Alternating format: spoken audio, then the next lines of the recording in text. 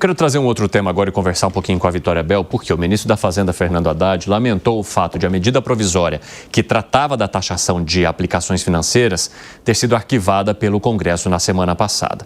Vamos então com os bastidores do que o governo está pensando em fazer para lidar com essa situação, porque tem várias frentes. Do jeito que está, não dá para deixar diante do compromisso orçamentário que o governo fez, o compromisso fiscal que o governo fez. Ele quer tentar cumprir, mas que jeito, hein, Vitória? Como é que está rolando o papo por aí? Bem-vinda. É isso mesmo, Evandro. Boa tarde para você, para todos que nos acompanham. O governo precisa decidir se ele vai conseguir manter a meta fiscal de superávit primário na lei de diretrizes orçamentárias que direciona o orçamento de 2026. E é por isso que é tão importante o ministro da Fazenda, Fernando Haddad, encontrar uma solução para que essa meta fiscal ou seja mantida ou seja modificada. É importante destacar que, por enquanto, o Ministério da Fazenda não cogita essa mudança da meta fiscal, mas ativa que mantém essa meta. E pensando nisso, ele vai se reunir, vai conversar mais tarde com o presidente do Senado, Davi Alcolumbre, justamente para tentar costurar, já com o Senado e também com os parlamentares, com outros deputados, senadores, uma solução que seja ou pelo corte de despesas ou pelo aumento das receitas. Vamos lembrar que na semana passada, a medida provisória que taxava aplicações financeiras, ela foi rejeitada no Congresso Nacional. A Câmara dos Deputados nem sequer votou a medida provisória, e essa medida provisória previa, além de uma arrecadação de 20 bilhões de reais, também um corte ali de despesas de 10 bilhões de reais. Então, ao todo, sem essa medida provisória, o governo terá um prejuízo de 30 bilhões de reais. Valor muito próximo da meta fiscal de superávit, que é de aproximadamente 34 bilhões de reais. Então, a Haddad precisa decidir, junto com o Alcolumbre, se eles vão fazer isso. Como que eles vão fazer isso? Se é por meio de um novo projeto, com mais um tipo de arrecadação. Inclusive, a Haddad disse na Comissão de Assuntos Econômicos, que ele participou mais cedo aqui no Senado, que os senadores têm demonstrado, sim, uma abertura para voltar a discutir o aumento da taxação sobre as bets, que era um dos pontos da medida provisória, que aumentava o imposto sobre o ganho dos sites de apostas de 12% para 18%. Ele acha que tem ambiente, pelo menos no Senado, para isso avançar, para um projeto de lei, por exemplo, nesse sentido avançar. Ou ele vai discutir com o Alcolumbre a necessidade de cortar despesas, incluindo, é claro, as emendas parlamentares. Lembrando que as emendas parlamentares vão fazer parte do arcabouço fiscal do ano que vem, então precisam estar dentro das despesas esperadas pelo governo. Inclusive, o ministro Fernando Haddad acha que o corte nas emendas parlamentares deve ultrapassar os 7 bilhões de reais se for realmente necessário fazer isso. Vamos ouvir um trecho do que o ministro Fernando Haddad disse sobre a necessidade dele conversar com Davi Alcolumbre para buscar uma solução. Mas está tranquilo em relação a isso, eu só quero levar ao conhecimento dele as consequências de cada um dos cenários que ainda estão em aberto, né? E assim que o Congresso decidir, a gente conseguir fechar a peça orçamentária respeitando os princípios constitucionais. Cada cenário tem uma consequência. Eu preciso explicar para ele quais vão ser as consequências de cada... Não, cada cenário do ponto de vista de receita e despesa tem uma implicação. Então nós temos que reportar. Tá bom? Obrigado, gente. Eu estou muito atrasado. Inclusive, nesse finalzinho, na última pergunta, eu pergunto para ele se há chance de modificação da meta fiscal. Ele disse que não, que eles precisam encontrar qual seria esse caminho para manter a meta, se por meio do corte de despesas ou de mais receitas. E também o Fernando Haddad, nessa Comissão de Assuntos Econômicos, falou, é claro, sobre o imposto de renda, a isenção do imposto de renda para quem ganha até 5 mil reais. Lembrando que esse era o tema inicial e principal designado para essa Comissão de Assuntos Econômicos, a discussão em torno do projeto de isenção do imposto de renda, que está no Senado Federal agora, sob a relatoria do senador Renan Calheiros, do MDB. Mas o que acontece é que a maior parte da discussão ali na CAI ficou em torno da medida provisória 303, que foi aquela rejeitada na semana passada. Boa parte dos senadores criticando o governo por querer taxar mais pessoas e outra parte defendendo o governo e dizendo que tem necessidade dele taxar as bets até 18%. O Fernando Haddad disse que é necessário essa isenção do imposto de renda, já que, melhor dizendo, é necessário a compensação com a taxação dos mais ricos para compensar a renúncia fiscal que vai ser levada com o imposto de renda e que isso também é uma maneira de cortar privilégios, Evandro. Obrigado pelas informações, viu, Vitória? Um abraço para você. Vamos trazer um pouquinho desse debate relacionado, então, às questões fiscais e as soluções alternativas que são buscadas agora pelo governo, na pessoa do ministro Fernando Haddad, para tentar suprir aquilo que seria trazido com a medida provisória que foi barrada ali no Congresso Nacional. Há um debate muito grande, e a Vitória já até adiantou um pouco disso para a gente, Alangani, sobre as críticas que são feitas ao governo por só focar em arrecadação e não trazer junto com esse foco em arrecadação uma medida que possa levar ao corte de gastos e agora uma busca do ministro Fernando Haddad de articular, inclusive por meio da lei orçamentária, algo que traga um fôlego para o governo. Se isso não acontecer, o ministro diz que algumas medidas de maior austeridade seriam tomadas, ou seja, medidas que não sejam discutidas com o Congresso Nacional.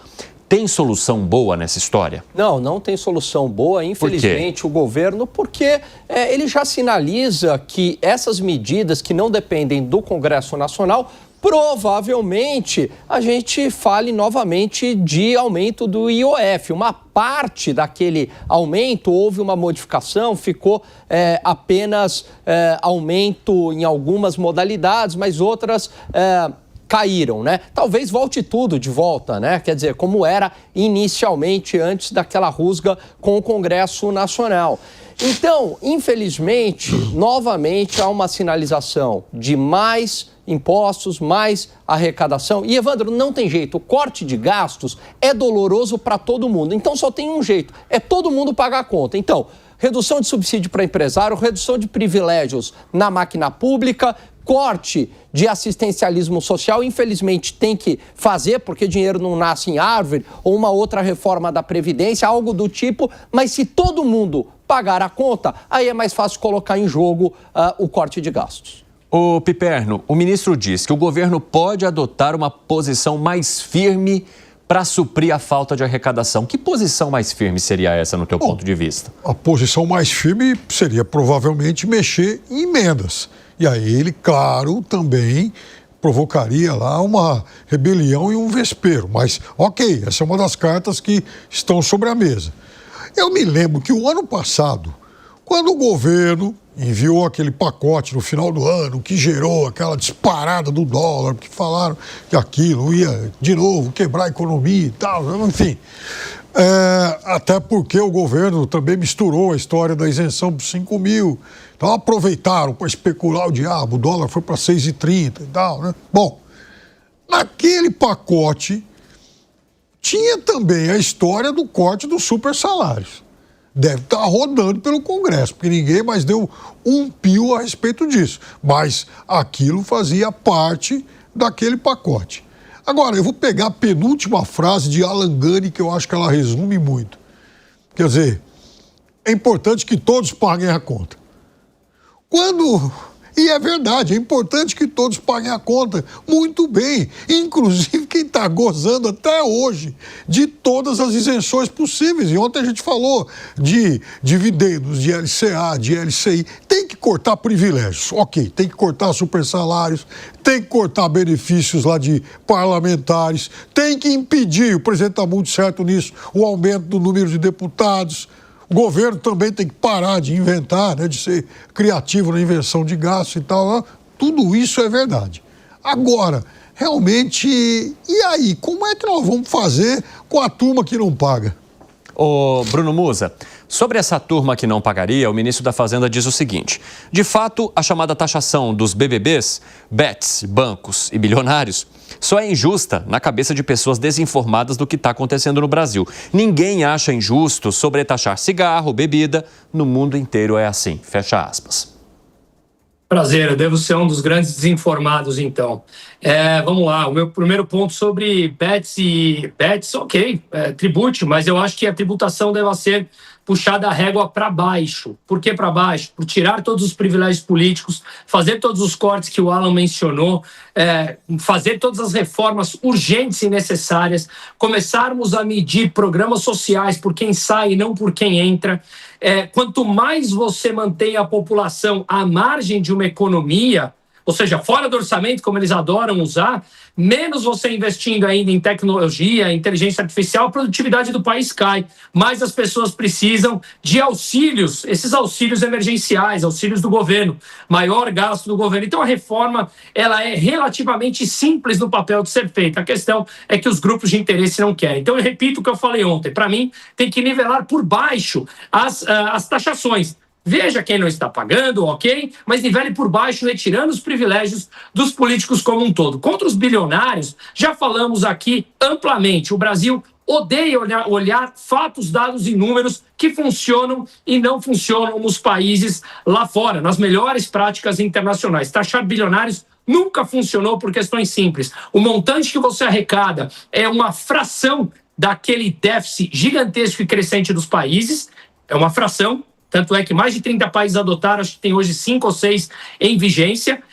Você expulsa, entre aspas, as pessoas, aqueles que geram emprego e pagam impostos altos na economia, você manda eles embora porque eles vão deixar o seu patrimônio em outros locais. Portanto, é uma prática que não funciona. Não é aqui pregar contra a classe A ou B, mas não funciona. E você retira aqueles que mais geram empregos. Portanto, são práticas completamente tortas contra o mecanismo internacional. Repito, olhem as melhores práticas. E o Brasil adora olhar apenas o populismo. Eu quero trazer aqui um pouco de manifestações dos nossos telespectadores, de quem nos ouve. Vamos rodar aquelas que vão chegando aqui pelo YouTube.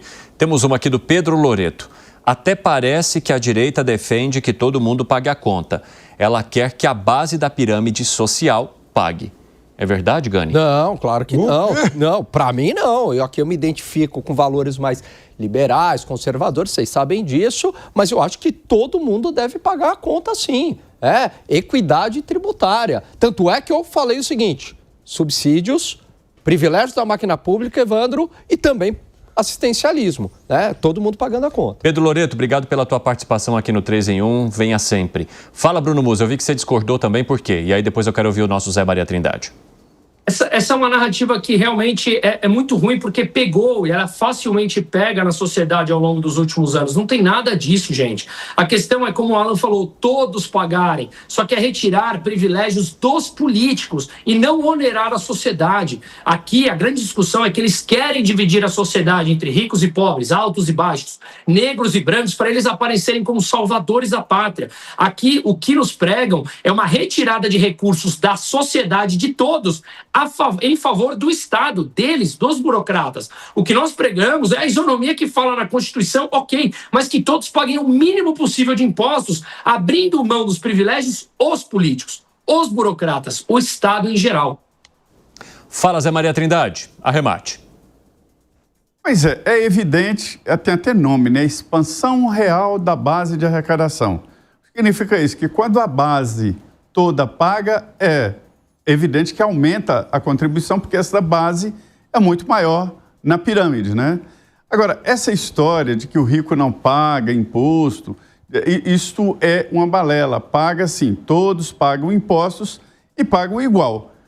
Em se pagando igual, quer dizer, quem ganha menos é evidente que fica prejudicado, porque ele acaba pagando igual a um rico, aí fica o chamado da desigualdade.